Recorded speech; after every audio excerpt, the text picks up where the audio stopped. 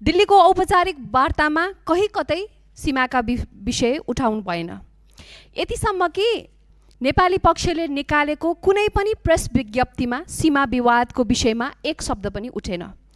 भ्रमण सकिएपछि दिल्लीमा पत्रकारहरूसँग बन्द कोठामा केही कुरा उठाउनु भयो। काठमाडौँ फर्केपछि एक प्रेस नोट दिनुभयो, त्यसमा एक शब्द पनि सीमा विवादबारे छैन। पछि पत्रकारले सोधेपछि केही बोल्न बाध्य हुनुभयो।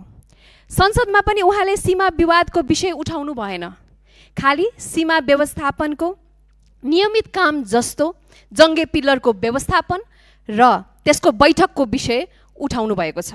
सीमा व्यवस्थापन केही विषय होइन, वार्षिक आफैमा हुने कुरा हो, तर नेपाली नक्साको विषय भने फरक हो। यहाँ रहनुभएका सांसदज्यूहरूलाई पनि सीमा व्यवस्थापन र विवाद के हो हामीले अध्ययन गर्नुपर्ने आवश्यकता छ। विगत 7 वर्षमा सभामुख बढ्दै कुनै न कुनै रूपमा नेपालले लेख्ने प्रेस विज्ञप्तिहरूमा सीमाको विवाद जहिले पनि रहन्थ्यो, सीमाको विषय जहिले पनि रहन्थ्यो।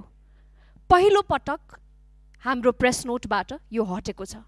यसमा म यहाँको ध्यान आकर्षण गर्न चाहन्छु, यो गम्भीर विषय हो।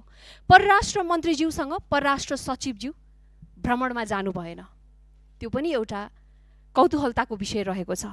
र अन्त्यमा सभामुख महोदय, परराष्ट्र मन्त्री फेरि पनि चीन जाँदै हुनुहुन्छ। उहाँले जसरी एउटा बन्द कोठामा मिडियामा सशक्त रूपले लिपुलेक कालापानी लिम्पुवाधुरा हाम्रो हो भनेर भन्नुभयो, त्यो चाहिँ अबको मित्र राष्ट्र चाइना उहाँ जाँदै हुनुहुन्छ, त्यहाँको प्रेस नोटमा, त्यहाँको डिप्लोमेटिक टेबलमा यी शब्दहरू उच्चारण होस् भन्ने शुभकामना पनि उहाँको